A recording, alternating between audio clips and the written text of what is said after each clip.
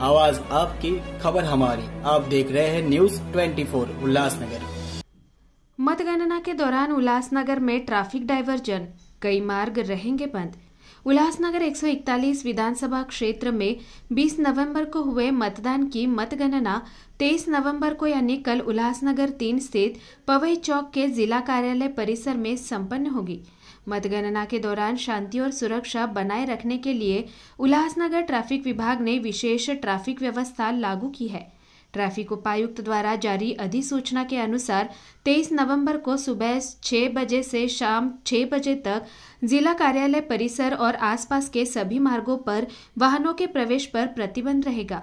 वैकल्पिक मार्ग श्रीराम चौक से पवई चौक जाने वाले वाहनों को शांतिनगर परिसर के रास्ते से होकर गुजरना पड़ेगा। हीराघाट से श्रीराम चौक की ओर जाने वाले वाहनों को काजल पेट्रोल पंप के रास्ते से होकर जाना होगा। उल्लासनगर ट्रैफिक विभाग ने नागरिकों से अपील की है कि वे इन प्रबंधों और डायवर्जन का पालन करें। यह कदम मतगणना प्रक्रिया को शांतिपूर्ण और व्यवस्थित ढंग से संपन्न कराने के लिए उठाया गया है। नागरिकों से प्रशासन के साथ सहयोग करने की अपेक्षा की गई है। उद्या विधानसभा निवडणुकांची मतमोजणी आहे आणि आपलं जे उल्हासनगर विधानसभा मतदारसंघ आहे त्याची मतमोजणी पवई चौकात जे SD ऑफिस आहे त्या ठिकाणी होणार आहे। तर त्या ठिकाणी नागरिकांची गर्दी होणार, कार्यकर्त्यांची गर्दी होणार, त्या दृष्टीने आपण वाहतुकीत थोडासा बदल केलेला आहे।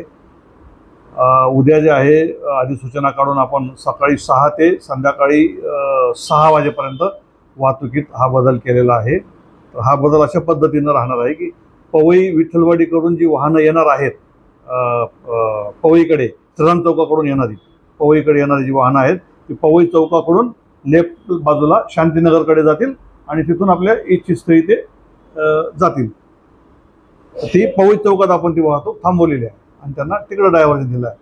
हिराघाटकडून जी वाहतूक येणार आहे त्या वाहतुकीला आपण सरळ शांतीनगरकडे ती वाहतूक जाईल आणि पुढे तोच आपला पवईकडे जो जाणारा रोड आहे शांतीनगर रोड त्या रोडने ते आपल्या इच्छित स्थळी जातील। तर मी सर्व नागरिकांना आवाहन करेल की उद्या थोडीशी गर्दी त्या ठिकाणी होणार आहे। कार्यकर्ते वाहनं वगैरे घेऊन येणार आणि त्याच्यामुळे तिथं वाहतुकीची कोंडी होण्याची शक्यता आहे। त्याच्यामुळे सदरचे रस्ते पूर्णपणे बंद करणार आहोत। नागरिकांनी आम्हाला सहकार्य करावं आणि स्वतःसुद्धा या गैरसोयीपासून आपलं वेळ वाचवावा।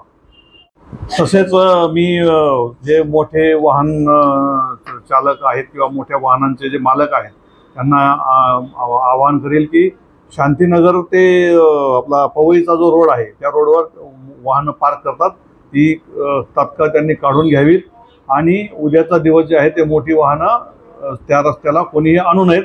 त्या वाहनं जर आली तर विनाकारण त्या ठिकाणी वाहतूक कोंडी होईल आणि सर्वसामान्य नागरिकांना त्रास होईल।